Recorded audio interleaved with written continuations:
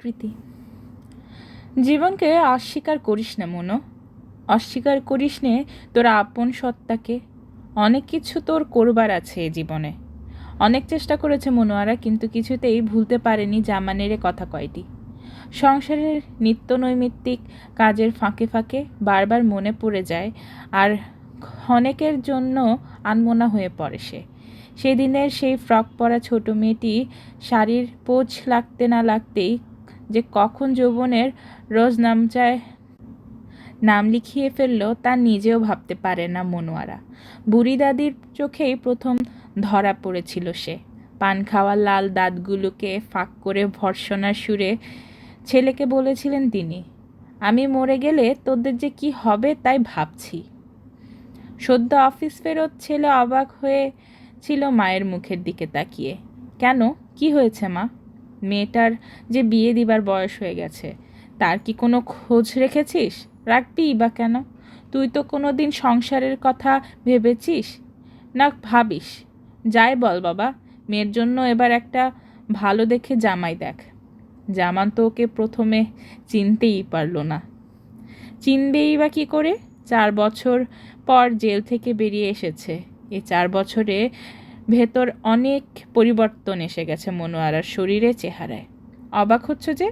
চিনতে পারছো না? আমাদের মনোয়ারা গো। মা ওর সংশয় দূর করলেন। ও, ঠোঁটের কোণে একটু হাসি টেনে নিজ অজ্ঞতাকে ঢাকতে চাইল জামান। ক্লাস 7-এ পড়ে, গত বছর বৃত্তি পেয়েছিল। মায়ের কথায় আবার মুখ তুলে মনোয়ারার দিকে তাকালো জামান। সে ততক্ষণে সরে গেছে পর্দার আড়ালে। তার এই আড়ালের ঘটনাকে আর একদিন জামান বলেছিল, পর্দাই তোমাদের পৃথিবী থেকে দূরে সরিয়ে রেখেছে মনো। এ রহস্য ঘেরা পৃথিবীর রূপরস গন্ধ থেকে তোমাদের বঞ্চিত করেছে। জামানের কথায় অবাক হয়েছিল মনোয়ারা, কিন্তু কোনো উত্তর দেয়নি। শুধু চেয়েছিল ওর দিকে। কাজল কালো চোখ দুটো মেলে। জানো ও খুব ভালো রান্না করতে জানে, মা বললেন। মৃদু হাসল জামান। ওই যে টেবিল ক্লথটা দেখছো না, ওটা মনোয়ারা সেলাই করেছে। বেশ সুন্দর হাতের কাজও জানে ও। মায়ের মুখে নিজের প্রশংসা শুনে খুশি হতে পারল না মনোয়ারা, বরং পর্দার এপাশ থেকে রেগেছে মনে মনে। মা যেন কেমন। মনোয়ারা জানে জামানের কাছে এসবের কোনো মূল্য নেই। মনোয়ারার আন্দাজ অহেতুক নয়। কেননা একটু পরে চায়ের পেয়ালাটা যখন সে জামানের দিকে এগিয়ে দিল, তখন চায়ের একটা চুমুক দিয়েই জামান হেসে উঠল। চা তো তৈরি করেছিস খাসা করে। লেখাপড়াও নাকি বৃত্তি পেয়েছিস? হাতের কাজও বেশ ভালো। কোনো পলিটিক্স টাংশনে যাস? ফিক করে হেসে উঠে একটু দূরে সরে গিয়ে দাঁড়ালো মনোয়ারা। পটেনকাল ফাসানটা কি বাবা? তা তো বুঝলাম না। মায়ের অজ্ঞতা পীড়াদায়ক হয়ে উঠেছিল মনোয়ারার কাছে। তাই সে সরে যেতে চেয়েছিল। যাচ্ছিস কোথায়? বস, তোর সাথে কথা আছে, আদেশের সুরে বলল জামান। আঁচলটাকে গুটিয়ে নিয়ে মনোয়ারা বসল সামনের একখানা চেয়ারের উপর। পলিটিক্যাল ফাংশনটা বুঝলে না মামি? ওটা হচ্ছে রাজনীতি করা, মানে সভা সমিতি করা, বিভিন্ন সমস্যা নিয়ে বক্তৃতা দেওয়া। বক্তৃতা দেওয়া? ও তো ব্যাটা ছেলেরা করে। মা অবাক হন। না, মেয়েরাও করে। মায়ের অজ্ঞতা দূর করতে চেষ্টা করে জামান। এতক্ষণ চুপটি করে মনোয়ারা চেয়েছিল জামানের মুখে দিকে। এবার দৃষ্টি বিনিময় হলো ওদের, জামান আর মনোয়ারার চোখ সরিয়ে নিল, কিন্তু জামান পারল না। চোখ দুটো ওর মুখের উপরেই রেখেই বলল, বেশ সুন্দর হয়েছিস তো দেখতে। লজ্জায় আরক্ত হয়ে উঠল মনোয়ারার মুখখানা। অথচ এই সেদিনের কথা, যখন ওরা ছোট ছিল, একসাথে হুড়োহুড়ি আর খেলাধুলা করত, ওরা ঘর বাঁধত, বরবধূ সাজত। কই সেদিন তো মনোয়ারা রাঙা হয়ে ওঠেনি। অদ্ভুত মানুষের জীবন। হ্যাঁ, অদ্ভুতই তো, নইলে ভাবতেও তো পারছে না মনোয়ারা কেমন করে এতগুলো বছর পেরিয়ে গেল, কেমন করে যে কৈশোর আর যৌবন ছাড়িয়ে প্রবেশ করলো প্রৌঢ়ত্বের কোটায়।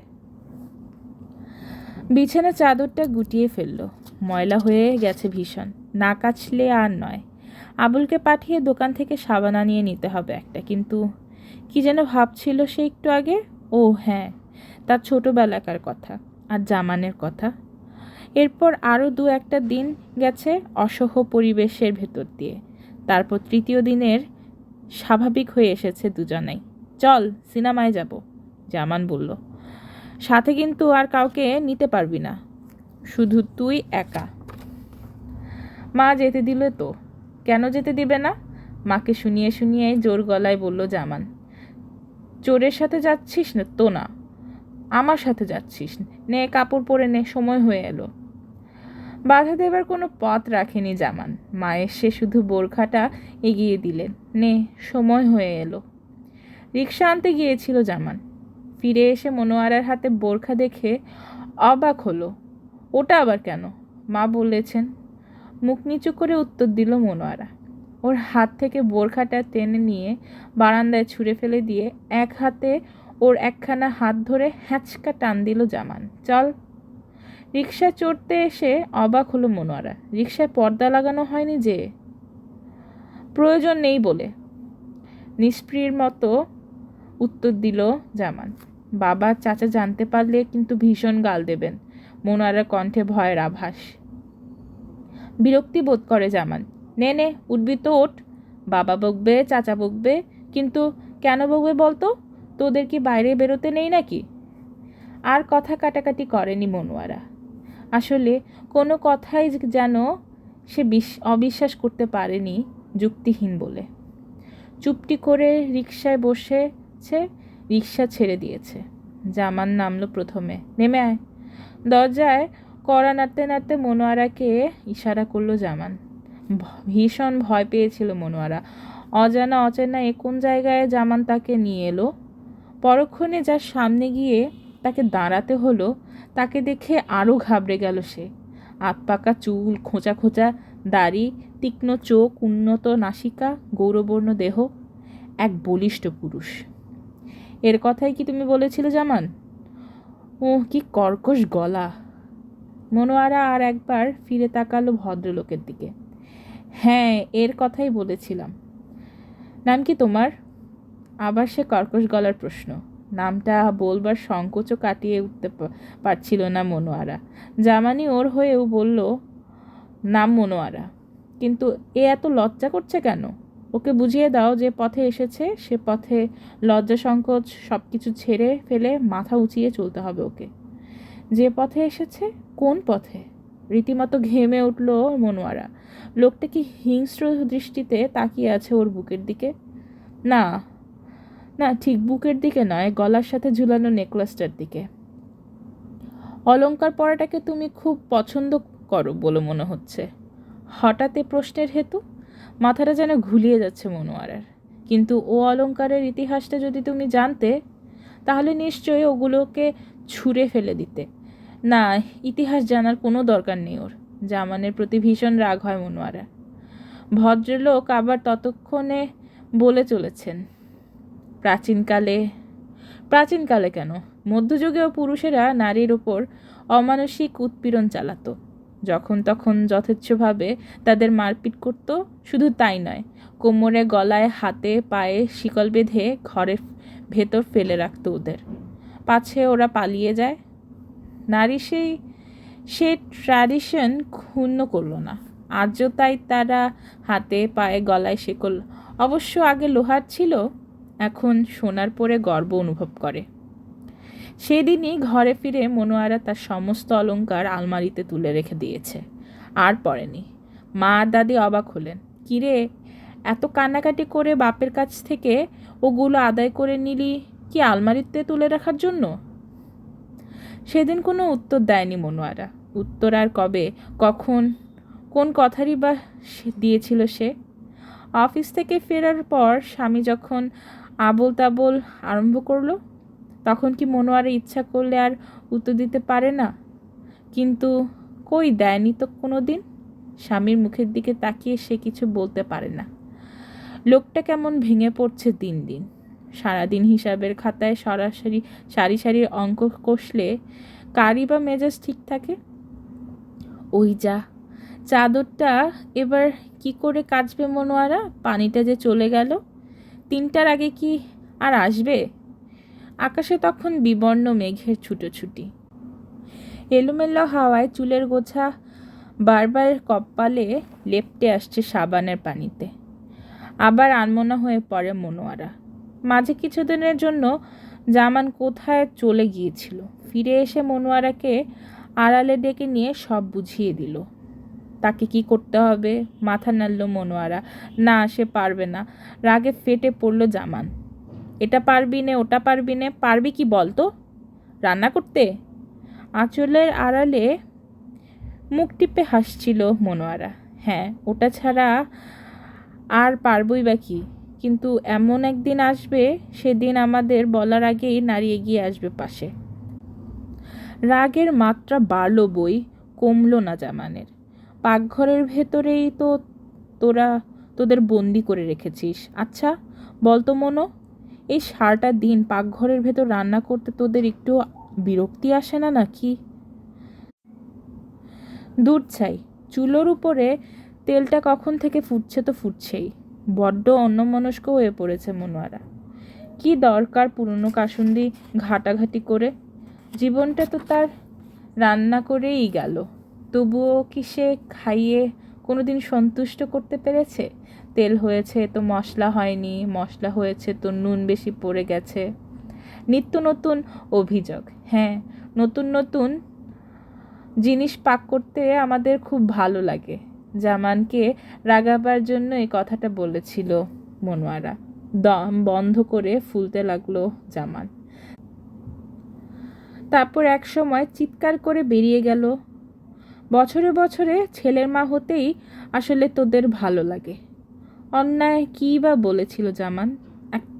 একটা কেন? এই তো সে বছর দুটোই হয়ে বসলো তার। এ নিয়ে সবাই হাসাহাসি করলো। হাসুক ওরা, কী আছে তাতে মনোয়ারার? খোদা যদি দেয়, মনোয়ারা কি করতে পারে তাতে? হ্যাঁ, খোদা কম দেয়নি তাকে। এই কটি বছরে মোট 6টি দিয়েছেন। সন্তান বেড়েছে কিন্তু আয় বাড়েনি। যে 125 সেই 125ই রয়ে গেছে। মনোয়ারা যদি চাকরি করতে পারত তাহলে হয়তো সংসারটা কিছু সচ্ছল হয়ে আসতো। কিন্তু ঘর সামলাবে না বাইরে চাকরি করতে যাবে মনোয়ারা? কোনটা করবে? জামান বলেছিল কি একটা দেশের কথা, সেখানে নাকি ছেলে মেয়েদের কিন্ডারগার্টেন কিসে রাখা হয় আর মা বোন বেরিয়ে যায় কাজে। সেরকম হলে মন্দ হতো না। আবার ভাবনার অতলে ডুবে পড়ল মনোয়ারা। সে সকালে বেরিয়ে গেল লোকটা, রাত 10টার আগে ফিরল না। দোরগোড়ায় মনোয়ারার সাথে একবার মুখোমুখি। রাগ পড়ল তো। মুচকি হাসলো মনোয়ারা। ফাজলামো করিস নে বুঝলি। হাতের বান্ডিলটা টেবিলের উপর রাখলো জামান। ওগুলো আবার কি?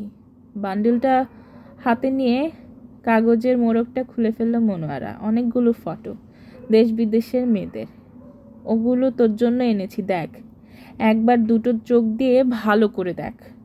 মনোয়ারার ঘাড়ের ওপর একখানা হাত রেখে ওর দৃষ্টিকে ফটোগুলোর ওপর আরও নত করে বলেছিল জামান, তোদের মতো ওদেরও ঘর সংসার আছে, ছেলে মেয়ে আছে, কিন্তু সাহিত্যে বিজ্ঞানে ওরা কত উন্নত একবার দেখে নে।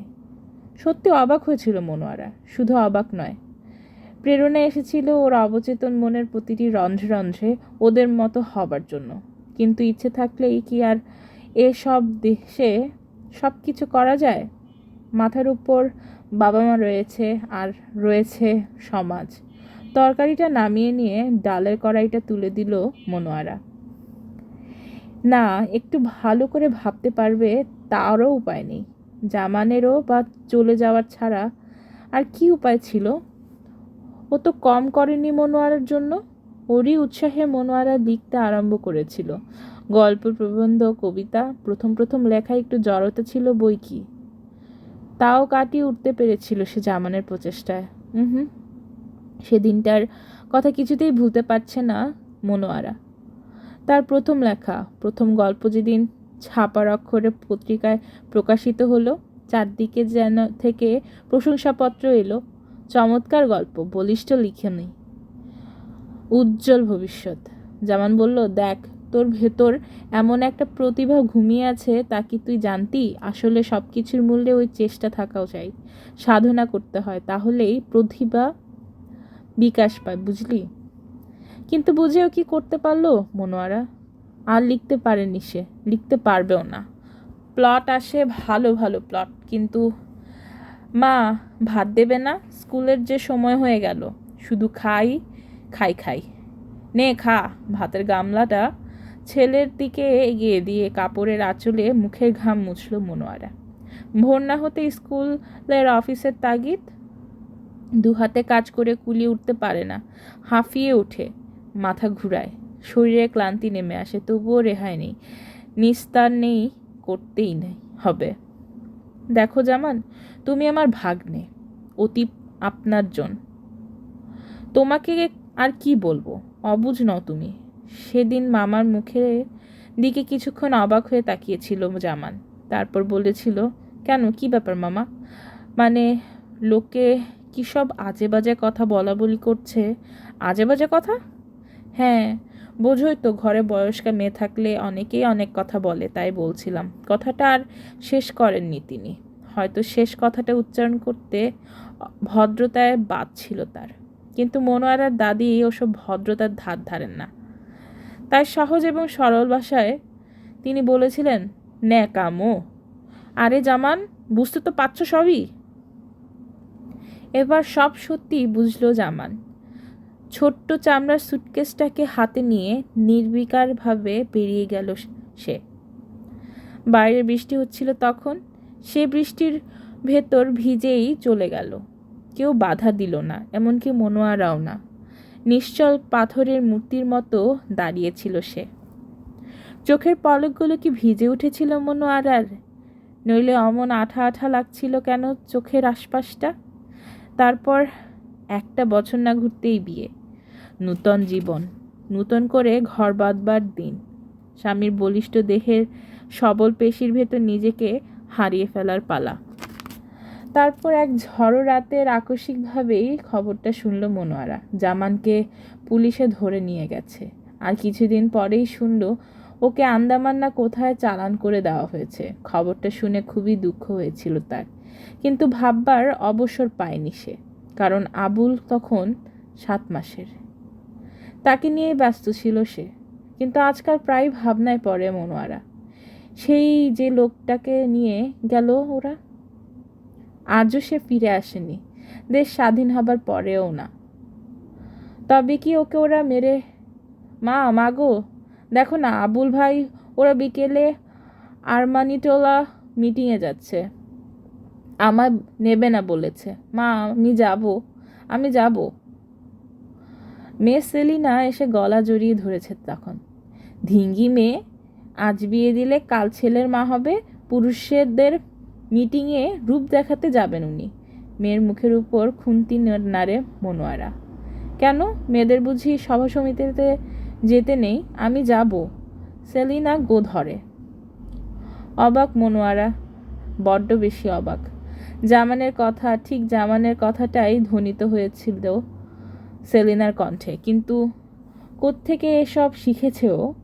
কেমন একটা অজানা আক্রোশে সারা শরীর ফুলতে থাকে মনোয়ারার। দুহাতে মেয়ের কাঁধে ঝাঁকুনি দিয়ে বলে, আজকাল দজ্জাল মেয়েদের সঙ্গে মেশা হচ্ছে। সঙ্গে সঙ্গে পটাপট থাপ্পড় পড়ে মেয়েটার গালে, কিন্তু আবার অবাক হতে হয় মনোয়ারাকে। সেলিনা সরে দাঁড়ায় না এক পা, বোবা চোখে সে তাকিয়ে আছে মায়ের মুখের দিকে। কি এমন অন্যায় দাবি তার বুঝতে পারে না। মনোয়ারার উদ্যত হাত মাঝপথেই থেমে যায়। সেলিনার আয়ত পানি ভরা চোখে ঝড়ো মেঘের বিপ্লবী প্রতিজ্ঞার ছায়া কি ঘন হয়ে উঠছে না? না না, এ কি করছে সে? কেন কেন কি অধিকারে তার রয়েছে পরিবর্তনকে অস্বীকার করার? দূরে, বহু দূরে কোনো নির্জন দ্বীপের নিরালা তটে যেন একটা স্বপ্নমাখা আবছা শৃঙ্খলিত মূর্তি তার চোখে ভেসে ওঠে। না না, সে স্বীকার করবে একে, এ পরিবর্তনকে, এই বিপ্লবী ঝড়ো হাওয়াকে। ছুটে গিয়ে বিছানায় লুটিয়ে ফুলে ফুলে কাঁদতে থাকে। দেহটা থেকে থেকে দমকে দমকে কাঁপতে থাকে তার।